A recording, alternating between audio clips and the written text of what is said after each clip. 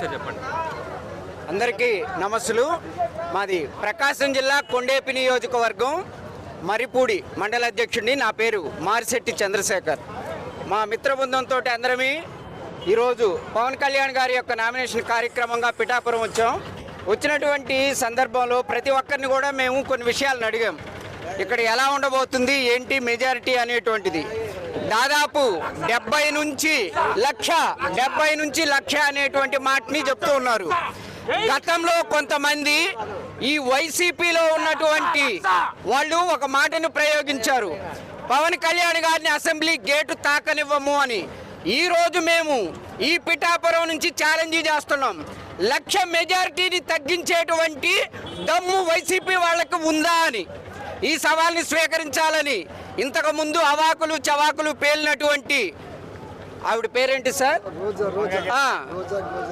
ఈ వీళ్ళందరికీ కూడా మేము హెచ్చరికని తెలియజేస్తున్నాం. మాటలు అనేటువంటి చాలా పొదుపుగా వాడాలి. తరువాత ఎంతో పవిత్రమైనటువంటి పుణ్యక్షేత్రంగా ఉన్నటువంటి ఈ పిఠాపురంలో దిగంబర దత్త దిగంబర అంటారు.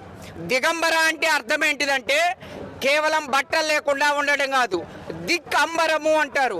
మన యొక్క విశాల భావం అనేటువంటి దాన్ని ఆకాశమంత ఉన్నతమైనటువంటి ఖచ్చితంగా దత్తాత్రేయుని యొక్క ఆశీస్సులతోటి ఈ యొక్క దత్తాత్రేయ పుత్రుడు పవన్ కళ్యాణ్ గారు ఎంచుకోవటం అనేది నిజంగా మేమైతే మాకు అదృష్టం లేదని బాధపడుతున్నాం.